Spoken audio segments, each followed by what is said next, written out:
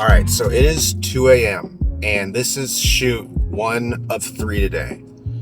So yeah, a 2 a.m. call time for a shoot. We're in for a busy day today, but I'm on my way to pick up Maddie so we can head to this shoot and get the first one knocked out. Good morning. Why do I feel like what I'm doing is not enough? Why does it seem like people... Shoot number 1. It is, what was it? 2:30? 2:30. 2:30. Is it 1 of so 3. far, or is that our... It's up a block and left at the light. 3 shoots, 1 day. Oh, it's just broke my ankle. So far, great.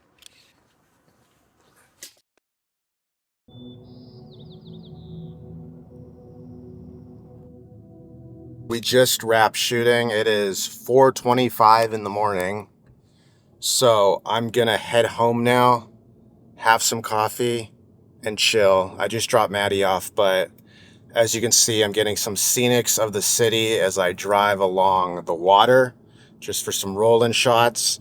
And the sun's just coming up now, so it looks beautiful. So we'll get that, but gonna get a little bit of rest and charge everything up before shoot number 2 today. I had to pull over and get some shots of the city because it looks insane right now. I've said this before on this channel, and everyone who knows me knows this, but I love Seattle.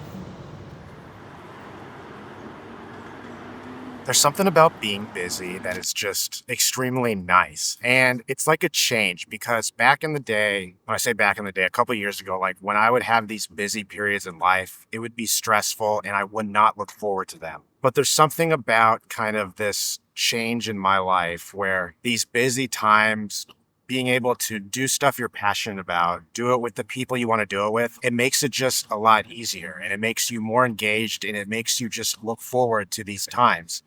And sometimes the best work comes out of those busy times and when you're kind of feeling the craziest and feeling almost the most overwhelmed. I'm not saying I'm overwhelmed. I'm saying it's a very busy time right now. Hence 3 shoots yesterday in 1 day, starting at 2 a.m. and ending at around 6:37. I think that's something that people need to look into, that you can actually have fun doing what you're doing and have fun doing it. And I think that is something that it takes a while to learn, but when you find it, it makes life a lot more fulfilling. So we're at shoot number 2. We've set up. We have main camera, boom mic with the Sennheiser. We have our key light back here, which is the 300C with a light dome. And we're just gonna edit some of the footage we got this morning because we don't have our next person for an hour.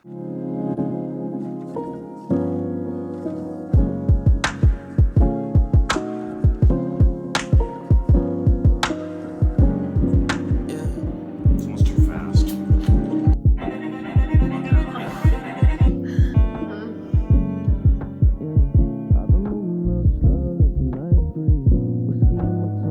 I like it. Keep it playing for a little bit. I want to hear it.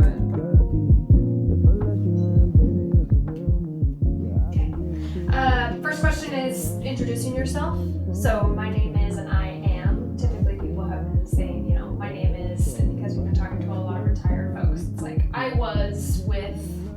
sounders. All right, so I promised I'd talk about the lenses, but we got the NiSi Athena's, the full frame cinema set.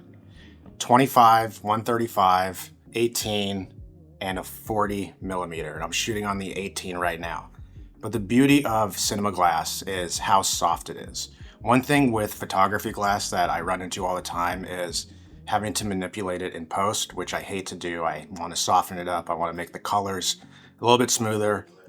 And this naturally does it. It gives the lens and the picture, the imagery, a little bit more character to it, some more character. And that's ultimately what we were trying to do with the shoots we're doing today. And when we have the opportunity to get our hands on cinema glass, it's a no-brainer every single time. But these are like budget friendly. You're not spending a fortune. They're like $6,000 for a set of 5, which in the cinema world is extremely cheap, and it'll make your image look that much better, softer, have some more character to it. But what's also nice about these is it has this ND, these drop-in NDs where it's a variable ND and it drops into the actual lens. So right in front of the sensor, which is nice because you don't have to put a matte box on. You don't have to basically use the filter thread on the front. You put it right into the lens and it works right through the sensor, which is, I like it, it's cool.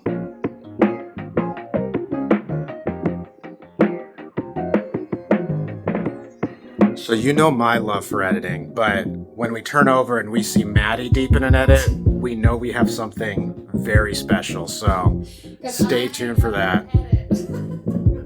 We're making something nice. She's making something nice right now.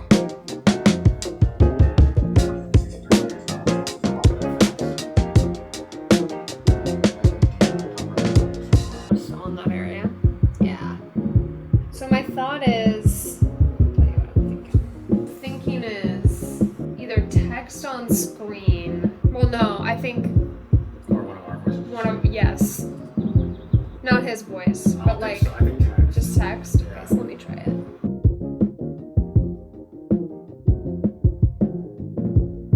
I am the executive director of Black